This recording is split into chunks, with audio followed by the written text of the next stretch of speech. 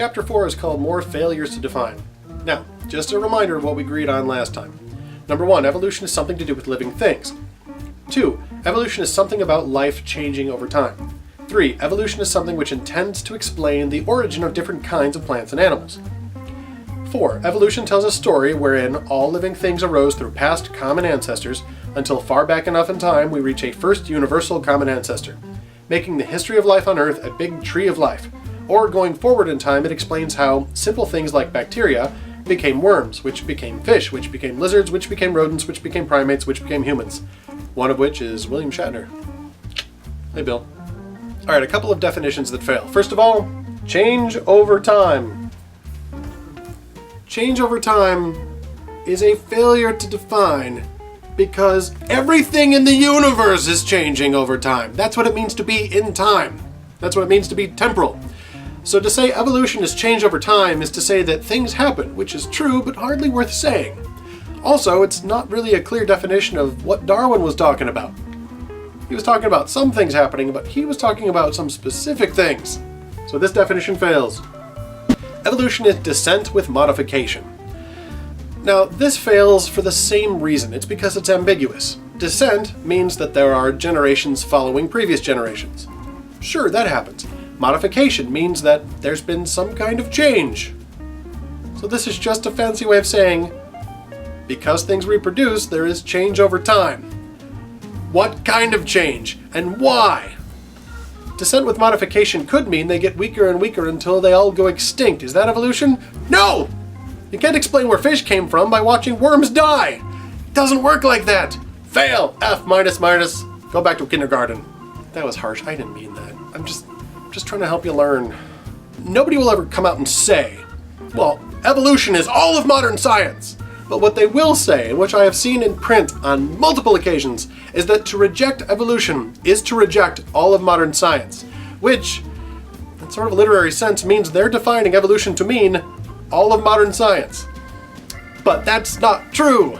First of all, Darwin didn't know any modern science. He lived in the 1800s. Like, he published this in 1859. He didn't know about atoms or DNA or hashtags or Coke Zero. The guy knew nothing about exoplanets. Don't even get me started.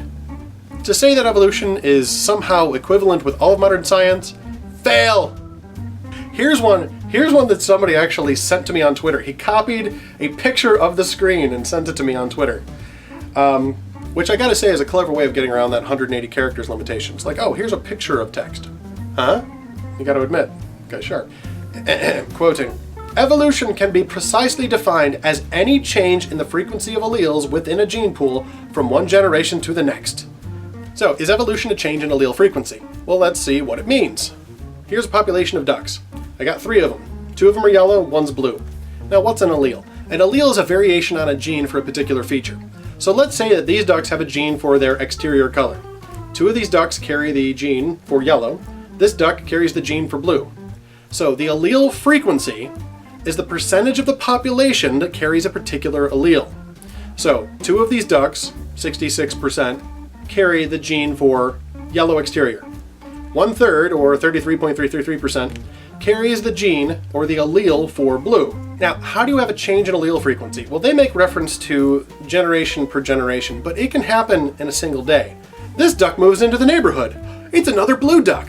What does that do to our allele frequency? Hey guys, what's going on? Hey, blue guy. We used to have 66% yellow and 33% blue. We now have 50% blue and 50% yellow. The allele frequency has changed. The population has evolved. Okay, but what's changed?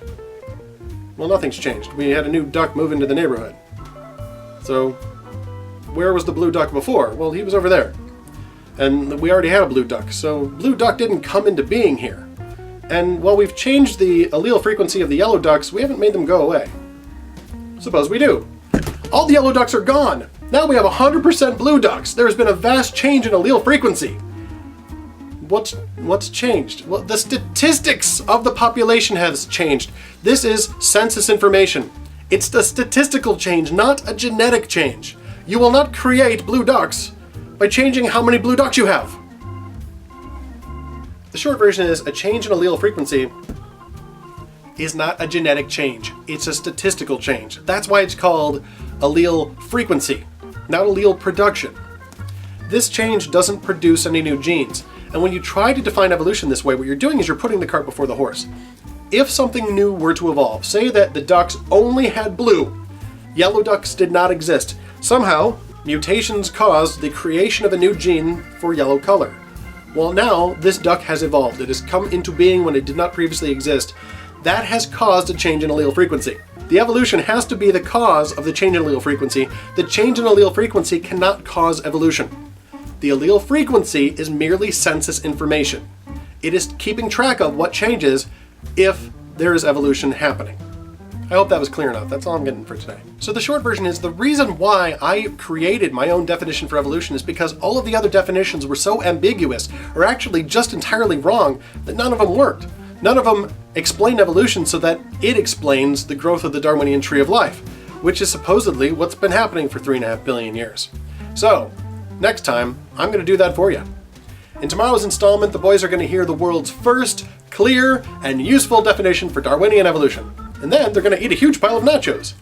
That'll be out tomorrow on creationsoapbox.wordpress.com. I hope you all enjoy that, and thanks for letting me be your rent-a-friend.